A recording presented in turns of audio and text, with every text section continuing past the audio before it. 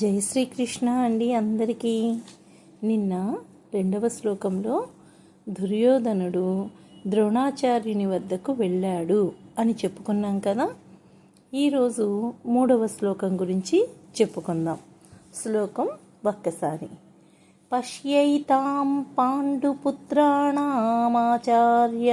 మహతీం చమూ వ్యూఢాన్ ద్రుపదపుత్రేణ తవ శిష్యేణ ధీమత. ఇది శ్లోకం. ఓ గురువర్య, బుద్ధిశాలి మరియు మీ శిష్యుడు అయినటువంటి దృష్టద్యుమ్నుని చేత రచించబడి ఉన్న విధానంలో ఉన్న పాండవ సేనను చూడుము అని పలికెను. సాధారణంగా గీతా శ్లోకాలలో ఎవరైతే మాట్లాడుతున్నారో వారి ఉవాచ అని చెప్పబడుతుంది. చెప్పుకోండి ఒకసారి. మనం మొదటి శ్లోకం ఏం చెప్పుకున్నాం? ధృతరాష్ట్ర ఉవాచ. 2వ శ్లోకం సంజయ ఉవాచ. ఇది దుర్యోధనుడు చెప్తున్నాడు కనుక దుర్యోధన ఉవాచ అని ఉండాలి. కానీ గీతా పఠనం చేయనప్పుడు పలుమార్లు 10 మంది ఈ పేరుని ఉచ్చరించవలసిన అవసరం లేదు అని భావించి కాబోలు వ్యాసుల వారు అలా లిఖించలేదు.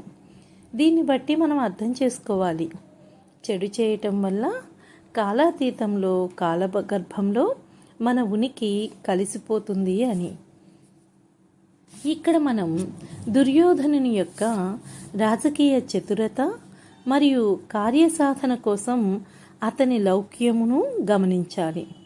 ద్రోణాచార్యునితో చెప్పేటప్పుడు నీ శిష్యుడే ఇంతలా వ్యూహం పన్నినప్పుడు మీరు ఇంకెంతలా వ్యూహరచన చేయాలి అని చెప్పకనే చెప్పినట్లుంది కదా.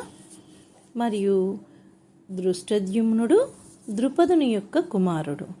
ద్రుపదునికి ద్రోణాచార్యునికి పూర్వం వైరము ఉన్నది. ఆ వైరమును గుర్తు చేయుచు మరింత రోషము కలిగేలా చేస్తున్నాడు.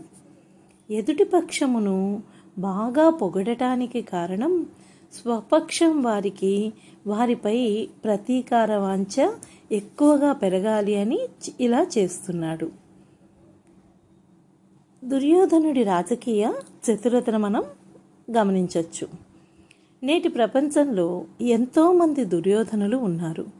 ఈ నైజం తెలుసుకున్నట్టు చేత అటువంటి వారికి మనం దూరంగా ఉండాలి అని ఈ శ్లోకం ద్వారా తెలుసుకోవచ్చు. పెద్దల ఆస్తికి ఎలా వారసులమో వారి అనుభవాలకు కూడా మనం గుణపాఠాలుగా నేర్చుకోవాలి సుమా. శ్రీకృష్ణ అర్పణమస్తు.